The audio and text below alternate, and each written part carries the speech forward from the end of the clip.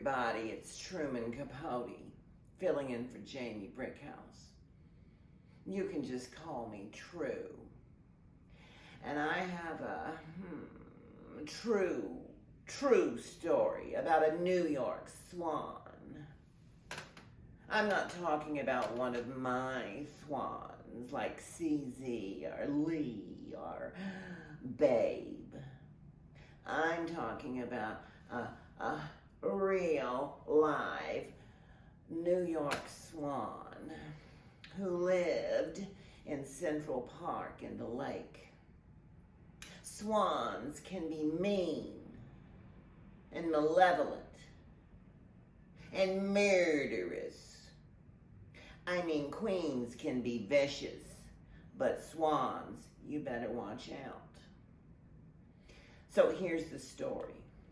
Back in 2000, some years after my untimely death due to copious amounts of booze and extreme homosexuality, Donna Karan, you know, the fashionista, famous for those cut-out bare shoulders, a hideous look. She still sticks with it anyway. She and her daughter, Gabby, were in Central Park by the lake with Gabby's dog, a wire-haired terrier.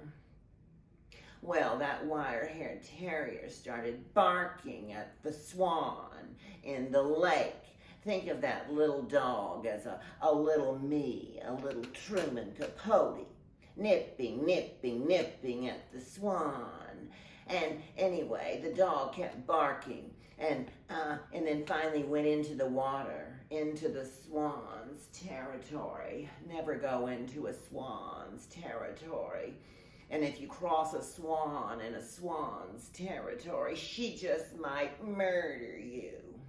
Well, Gabby and Donna Karan looked on helplessly as the little dog moved into the water, and the Swan started pecking at the dog and pecking at the dog and started drowning the dog, and Donna Karan's daughter was screaming bloody murder, and I think Donna Karan just stood by stuffing her face with a hot dog from the hot dog vendor, and finally the Swan ended up drowning. Drowning the dog. And you know what? The story is a metaphor for what happened to me, because I ended up being drowned by all those swans that I crossed so many years ago. That was a true story.